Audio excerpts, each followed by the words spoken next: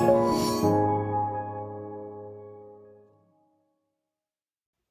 everyone, this is Paul Rutherford with ScanPower.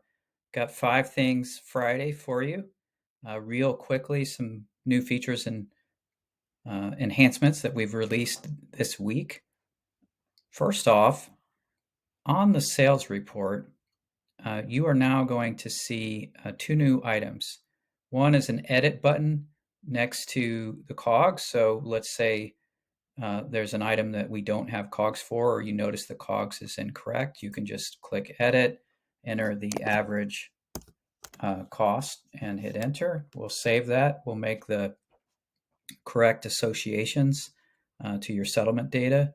And then the second thing is if we have partial COGs, so in ScanPower, we're very granular about how we track COGs. You can have a separate price for an item you sourced at one place or from one supplier, and a new price for the next time it's bought. So if we don't have your COGs for an item, but we have it for another order, we'll estimate that COGs and make sure that you are seeing all the information on the sales report. So that's 1 and 2. The other things we've added in the links to the items on the sales report, we've added an order detail link, so it takes you directly to the orders associated with that sale.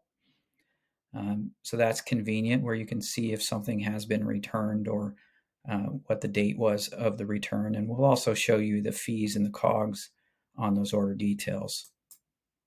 Number 3, well, this is kind of 2.5, but it's now faster when you're in the sales report to link to the inventory item.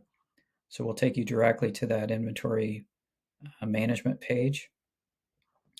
And then the final sales report item that I want to show you was if we have created the shipment in ScanPower from a batch, we'll actually show you the average days it took that item to sell. So that's 4.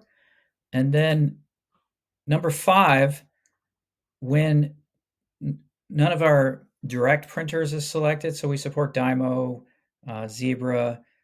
Let's say you have a Rollo printer and you want to use label size 2.25 by 1.25. It's pretty standard. We also support these other label sizes. Now in Prep and Ship, we're actually going to pop up a new tab and show you those items, let you review them, and print if you need to. So that is the 5th and final Friday item. Hope you all have a great weekend, and we'll talk soon.